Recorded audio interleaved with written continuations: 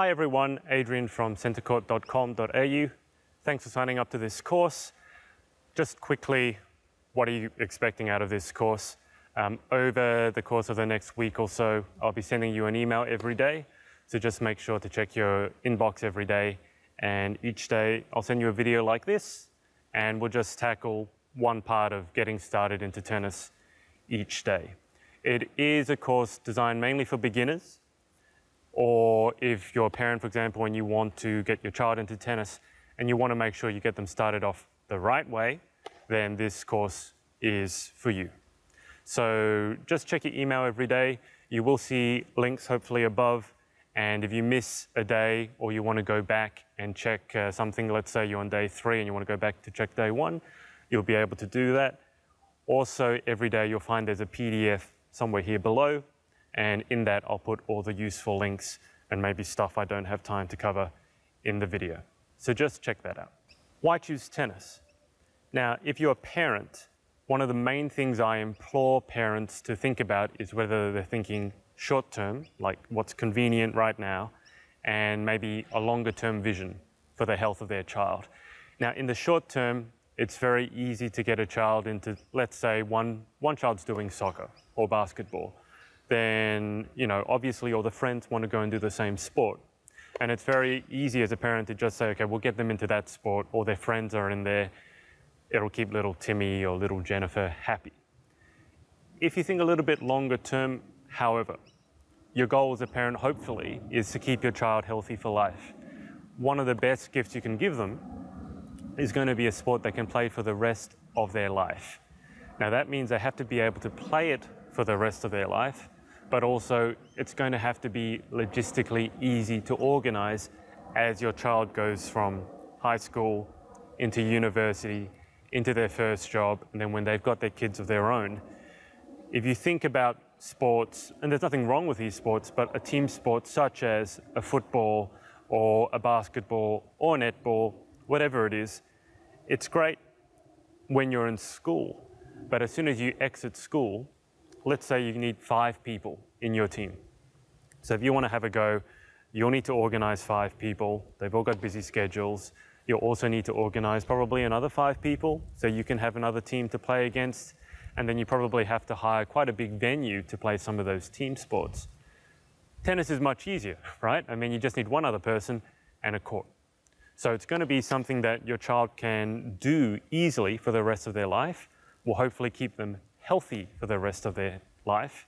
And the other thing is they can play tennis from, you can start roughly when you're 5, and you can go well into your 70s and 80s and beyond, right? So short-term thinking, whatever's convenient, that's great for the short term, but you and I both know in the Western world, there's a lot of problems with obesity, diet-related illnesses, and one of the best ways to, minimize that risk is to keep your child active.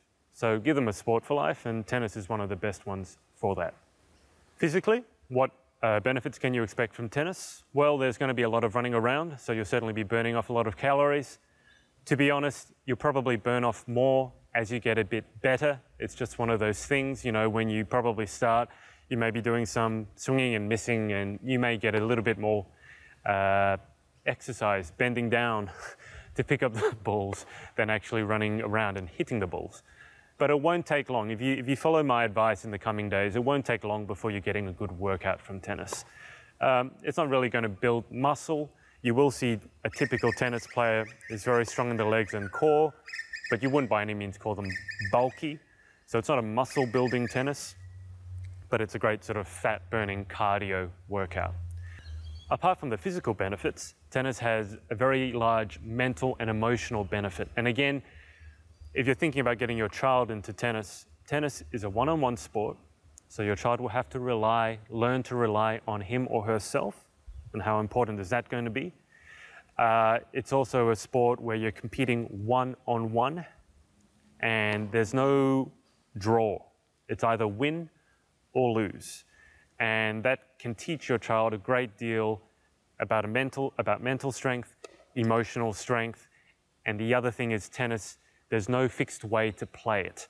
So it's a very good sport for developing thinking, working out strategies, trying out a strategy, and if it doesn't work, rethinking that strategy. So tennis certainly has multiplied benefits apart from just the physical side of it. Obviously, you're going to want to get your gear right before you step onto the court. Now, racket-wise, I'll cover 3 things: rackets, balls, and your gear, as in what you're going to wear. Racket-wise, as an adult, if you can go to your local store and do a try before you buy program, that's by far the best way to do it. It doesn't matter which brand you get. They're all about the same when you're a beginner. Try not to spend too much. That's more when you become advanced and you really know what you're looking for. So try before you buy. You could also eBay or Amazon it, but you won't be able to obviously pick it up and have a swing to see if you like it. Now, as a child, this is a children's racket. Children's rackets are going to be smaller than adult rackets. Makes it a lot easier for your child to get into tennis. Now, which size for which age group? That will be in the PDF below. So just make sure that you don't get, especially if your child is 5 years old and maybe that tall, don't get them starting off with a gigantic racket like that. Check the PDF below, and it will give you a guide as to which racket size for which age group / which height of child. Balls, obviously. If there's only one thing you take from the video today, please invest in the right balls. I would go so far as to say this is by far more important than the racket you choose. Now, why is that? If you take the ordinary balls you buy from a sports store, the ones 3 or 4 in a can, you open them, they make that sound and they smell a bit like paint. Those balls are super quick, super high bouncing. Now, even if you're an adult playing, you're going to want a bit more time to get used to the ball. These balls will be past you before you know it. If you're a child in particular, and often when they're starting, they're around about this height, hip height on me, but those balls, because you've got to hit them over the net, in tennis we have a net. If I take one of those balls and even just hit it that high, or I take a new ball, and drop it from that height, it's already going to be bouncing higher than what your child can easily reach. It'd be like if I was trying to play tennis and I was constantly reaching up there. It's not going to work brilliantly. So, a solution in 2 parts. First off, get low compression balls. These are squishier, they're softer, and they bounce lower, and they bounce slower. So your child will get a much better rally, and you as a beginner will get a much better rally if you can just look around for these low compression balls. Now, your local sports store might have them. Your local tennis store definitely should have them or can order them in. But again, you can equally order them on Amazon or eBay. Just look them up, low compression balls. The second thing is get more than 3 or 4. Fortunately, I think most of the time when you get when you get the low compression balls, they do come in a bag like this. This has 40 or so balls in them. Why is that important? Because your first venture into tennis likely is going to be, you come here, you have one ball, and whack, and it goes over that fence. And then you get your second ball, and you go whack, and it goes over that fence. And then the third ball, you go, oh, I've got this now, and you tap it, and you're really excited. It goes to your partner, and then whack, they hit it over the fence. And guess what? That's your 3 balls used up. Now you've got to pick them up. So you'll spend more time, and you haven't done any tennis really yet. You're going to spend more time picking up the balls than you're going to spend actually playing the sport. So if you can have, you don't need to have 40, at least 10, let's say. But that way, you can spend more time getting into the rally and really trying those first few hits. And you'll get better more quickly because you're spending more time rallying than picking up the balls. Now, again, I'll put the link below in the PDF as to which balls for which age group. If you're an adult using low compression balls, or you need to ask your tennis store for, or when you're looking online, get the ones that are the same size as normal balls. You probably don't need the ones that are larger because they do come in different types. So for example, this one is a bit gigantic. I think this fellow here is about 25% larger than the ordinary ball. This would be great for a young child, but you probably don't need this as an adult. Mind you, if you buy these for your 5-year-old and they're doing well and then you want to have a hit with a friend, You could use these no problem. They're probably a bit of overkill for you. You could probably use this ball, which is a normal size. It's just softer. So bounce slower, easier for you. You'll enjoy it more. And because you've got more than 3 or 4, you'll spend more of your time practicing than picking up balls. The final piece, gear-wise, the only thing I'm going to say, well, whatever you want to wear is up to you. Probably 2 things. There are some courts which will ask you to wear non-marking sole shoes. That's just so you don't leave horrible scuff marks on the court. So you might want to check that out. But the main thing I'm going to suggest is wear shorts or something where you can hold balls. So you can see I've got 3 balls in there. It's not too difficult. These are just Adidas shorts. But here's the thing. If as I said, we're just learning, we're rallying, and let's say I screw that one up, and then let's say I try again and I screw that one up, but now I have this one right here, and on this one we might actually get a decent rally. And that's really a different proposition and a much more enjoyable proposition than I just have 1 ball, and then if I screw it up and I don't have any pockets, I now have to go and either get another ball from my bag, which has to be off court. I mean, it can't be here, otherwise I trip over it, or I've got to wait for you to pick up a ball, or I've got to go and pick up the ball that I just missed.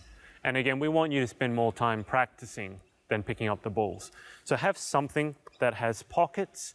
Girls sometimes have the skirts that can fit balls underneath. I'm not quite sure how that works. I'm not sure. I want to know, but you get the point. It's not brilliant to be holding the other balls in your hand if you're thinking that, because on this side, your backhand, I'm going to strongly advise you to use 2 hands on it.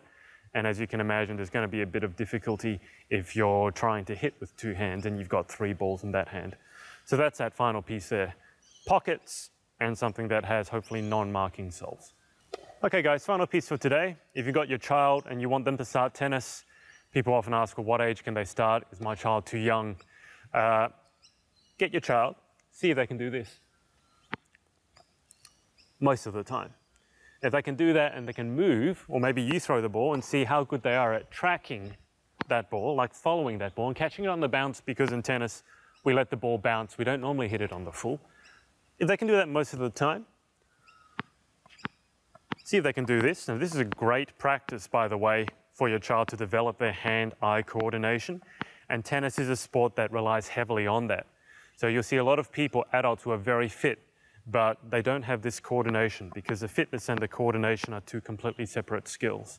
Now, if your child can do this reasonably well, and by reasonably well, I mean they're doing this and they're not having to run all over the place, they've got a very good chance of being able to play tennis pretty well. If your child is sort of struggling, you know, with that and that sort of a thing, and it goes all over the place, and particularly if they're really struggling to catch the ball, let's say they're doing that sort of a thing, or they just can't seem to let it bounce, don't give up on tennis. What I'd advise you to do is keep your child active. Remember, we want to keep them healthy for life, and get them involved in a lot of different other sports.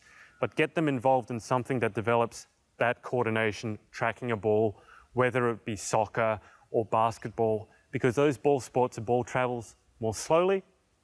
And when they develop that coordination, then you can get them into tennis in a meaningful way.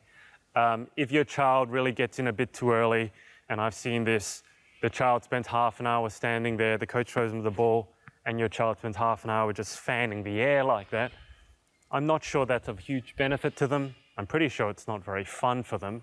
So there is an age, I believe, that's a bit too early. I think the normal starting age is around 5 or 6, but obviously it depends on the individual child in question. Okay guys, that's it for the first video. So we've just covered the benefits of getting into tennis.